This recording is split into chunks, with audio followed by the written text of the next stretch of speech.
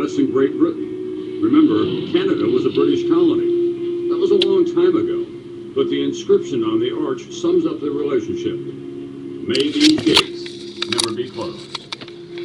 We share more than a long border, of course. No dotted line can divide our joint stewardship of a treasure of natural riches.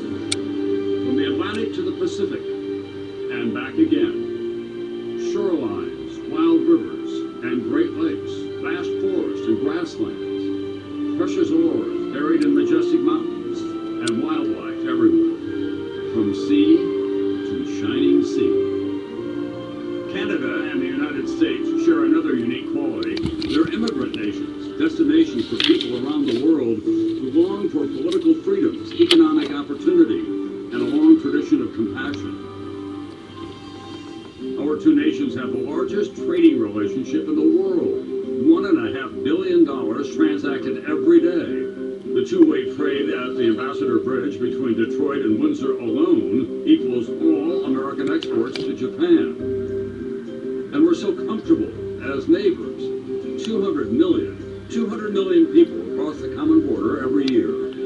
Canada, some may be surprised to learn, is America's largest oil supplier.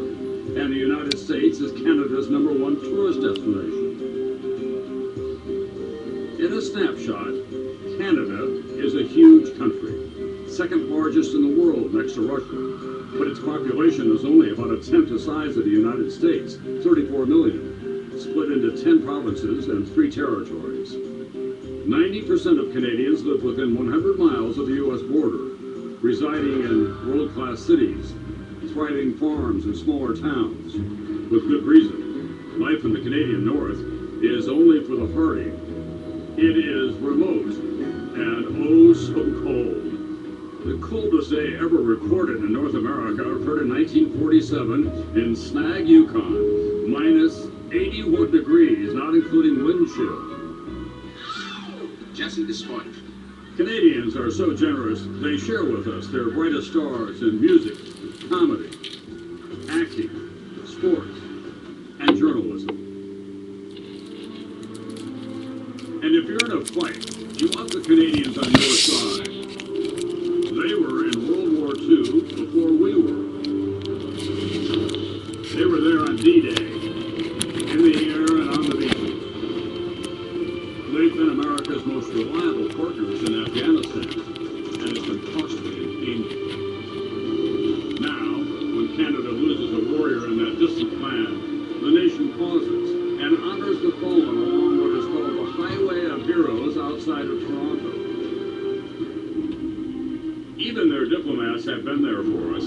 In 1980, a year before the conclusion of the Iranian hostage crisis, 6 American embassy personnel would escape from Iran in an operation organized by Canadian Ambassador Ken Taylor.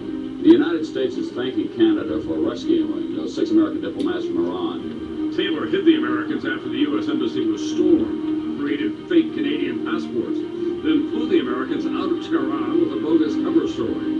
The 6 in disguise as a mob-looking Hollywood film crew, allegedly researching a prospective sci-fi flick. Now, all these years later, Taylor has admitted he was formally working for the CIA, and if the Iranians had discovered he was an American spy, he would have been in big, big trouble. In our darkest hours, Canada has been with us. On September 11th, as the United States shut down its airspace, Canada instituted Operation Yellow Ribbon, landing 239 U.S.-bound flights with 33,000 passengers at 17 different Canadian airports. And then, amid the uncertainty that followed, entire communities housed and fed those thousands of passengers for days afterward.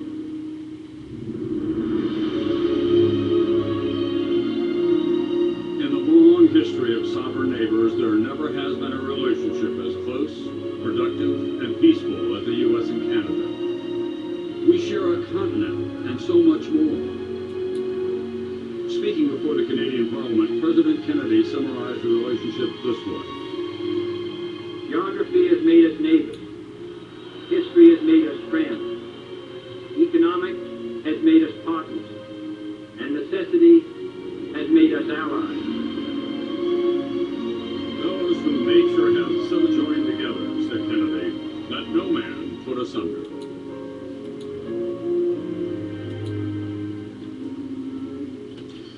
are some distinct differences in the culture. The American fans at these games will be unfurling the Stars and Stripes at every opportunity and chanting USA, USA. The Canadian Prime Minister had to go before Parliament yesterday and urge Canadians to engage in what he called an uncharacteristic outburst of patriotism, saying, don't be afraid to wave those flags. We'll apologize to the world for our immodesty later. So that's a big difference. He hopes he has to do it very often. You know what struck me in that piece among all of the items? There are more people in California than there are in all of Canada. Well, and Canada has a stronger and more sound economy at this point as well. That's a distinct difference.